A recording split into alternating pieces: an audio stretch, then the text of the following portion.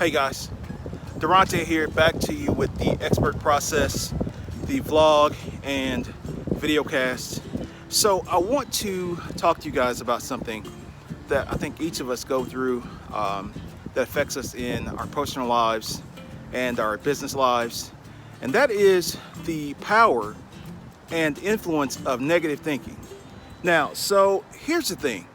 This is not a video, another fluffy video about positive thinking and affirmations and meditations. And yes, I certainly subscribe to all of that.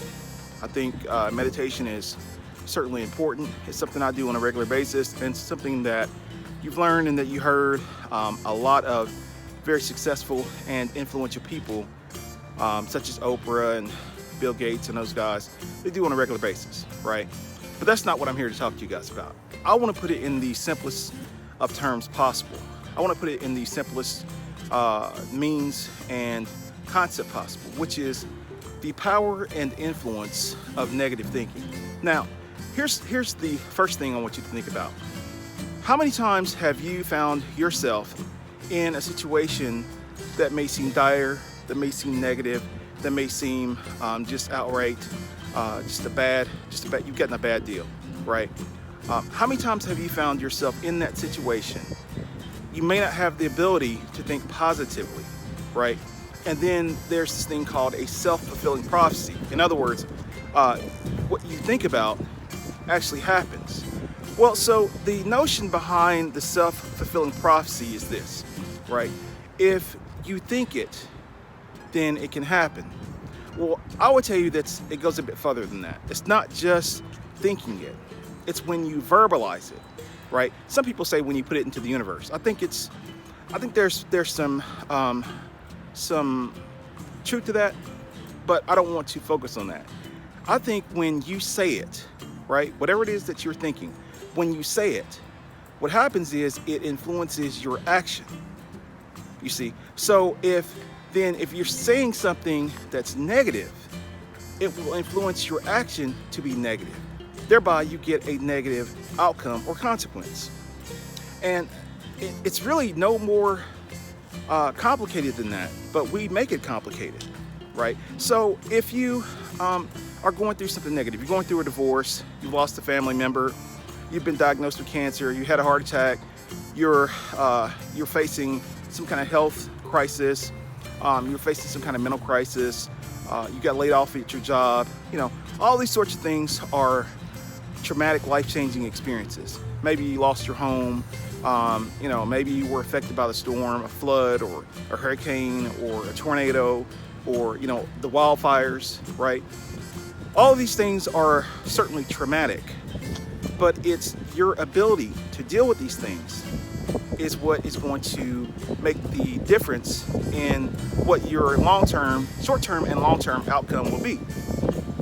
So if, for example, one of the things that a lot of folks will talk about, sorry, it's kind of windy out here, I'm outside, get my workout on, as you can see. But one thing that a lot of the therapists and folks like that will talk about is it's when you have that negative thing that happens in your life, right? The question is, how are you going to deal with that? How do you internalize it? Are you going to internalize it to be a negative? In other words, are you going to, a lot of people say wallow in your pity or wallow in your sorrow, right? But are you going to embrace that negativity? In other words, you're going to keep it going? Or are you going to try to find a means of combating it and dealing with it in a different way? Now, I'm not saying you necessarily have to be positive, because positivity is something different. I think there is a middle ground, and that's basically neutral. Now, if you think about a car, you have essentially 3 gears on a car, right? You have neutral, forward, and backward, right? So if you are going forward, you're in drive. Now, you press the gas, the car goes forward at whatever speed, right? That's your life. If you're going forward, then you press the gas, you're going forward at whatever speed that you put forth the effort. If you're at a standstill, you're neutral. And sometimes being at a standstill is not a bad thing, because what it does, it allows us to think, allows us to collect our thoughts, allows us to get ourselves together, right? And then if you're in reverse, that's negative. That's negative thinking. And so when you internalize that negativity, then you start going backwards. It also affects the people that you want to identify with or surround yourself with, right? And so then all that does is it compounds the problem, it compounds the situation, it feeds into that negativity, it festers and it grows. Here's something I would say most of you guys probably wouldn't know, and I just learned this recently, which is the fact that what you say affects you more than what you think. Now think about that. You think you have all these thoughts that go through your mind on a daily basis, right? Sometimes we can't sleep because our mind is racing and we have so many ideas and so many thoughts, and some are good and some are bad, and we're wondering and we're anxious and all these different things, right? But guess what? When you say it, you put yourself in a position of that thing materializing, because it affects your behavior. It affects your action. So if what you say is negative, whether it's complaining, because a lot of us do that, right? We complain about our jobs, we complain about our spouse, we complain about our children, we complain about the schools, whatever. If you are consistently complaining about that thing, how is that changing or making that thing better, right? Think about that.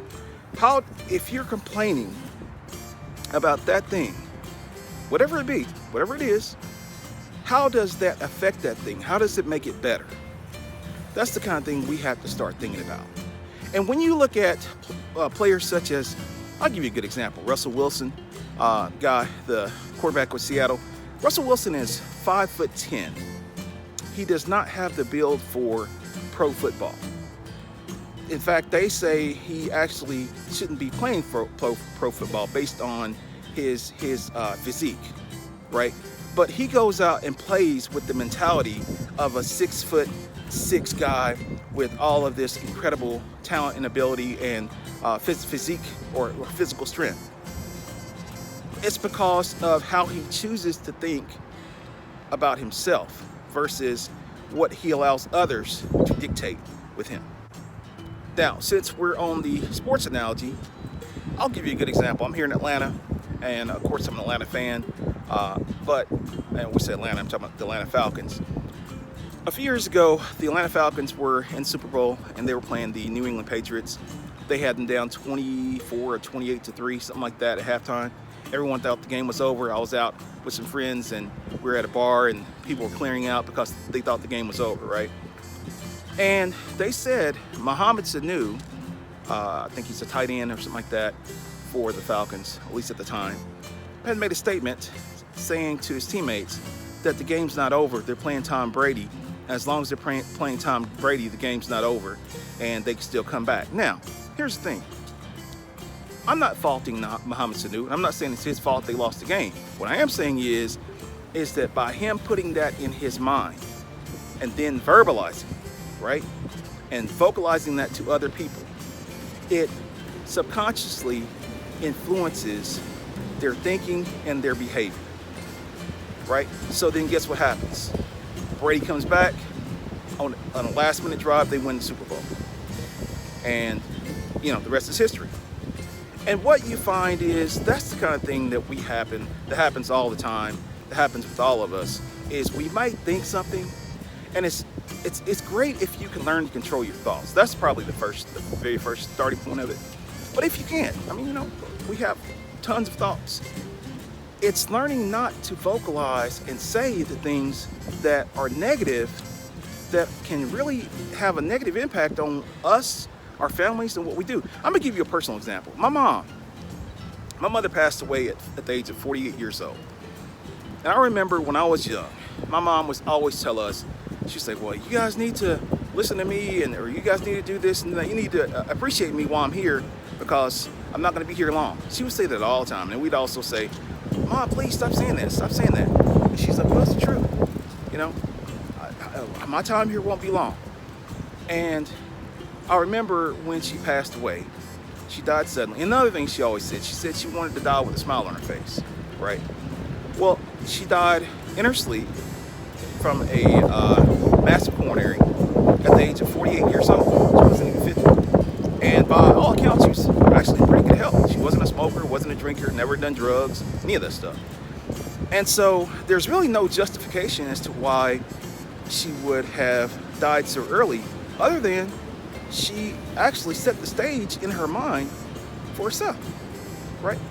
So there's plenty of examples throughout history where people have voiced those sorts of things. And that's the reason why I always tell my daughter, I said, be very careful about what you say, because what you say can and often will come to light. Now, you say, well, you put it out into the universe. That's true. I mean, there's a part to that. But understand what that means. What does that mean when you peel it back? When you put it out into the universe, in other words, you say it, you verbalize it, right? You make it tangible, you make it real. And then in turn, when you hear it, when you hear your voice affirm something that's going on in your mind, it subconsciously affects your behavior. And then in turn, your behavior can dictate your circumstances. So that's just a quick thought I wanted to share with you guys. It's kind of windy out here, and I don't want you guys to hear this, all this wind and stuff like that.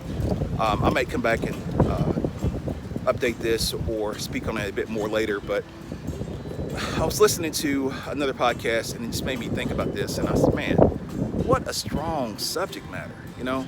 The power of negativity, the influence of negativity, those negative thoughts and how they influence our lives. It's so critical, you know, it's so critical. I mean, if we can take, at the simplest, easiest way to understand this is just not to vocalize those negative thoughts.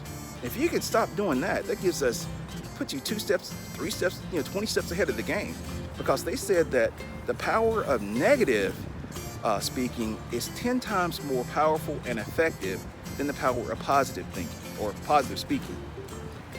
Let's put this in another terms. Think of social media. Think of what spreads on social media. You can put a positive message out and get, 100 likes or 10 likes or something like that. You could put a negative message out and it goes into the stratosphere. It becomes viral, like literally overnight. It's the same with, if you think about the presidential campaign and stuff like that, the positive message versus the negative message. The negative message wins all day. Now, you look at Cory Booker, he tried to have this positive message, and look where he got him, out of the race, right? So it's that kind of thing. You gotta keep in perspective positive versus negative, but more importantly, that negative speaking, rationalizing and verbalizing that negativity, so that when you speak it, you understand how it affects you. And that's the rub here. It's also, that's the difficult thing to do, but it's also changing your mindset. It's incremental. These are incremental changes that we each can make to make our lives better and more productive. On that note, I wish you guys the best. Happy Friday, and we'll talk to you later. Oh, by the way, if you would go down to the bottom, click subscribe if you like this message, share it with your friends. I'm trying to grow my audience, and just spread a positive message out here. So appreciate you guys. All right.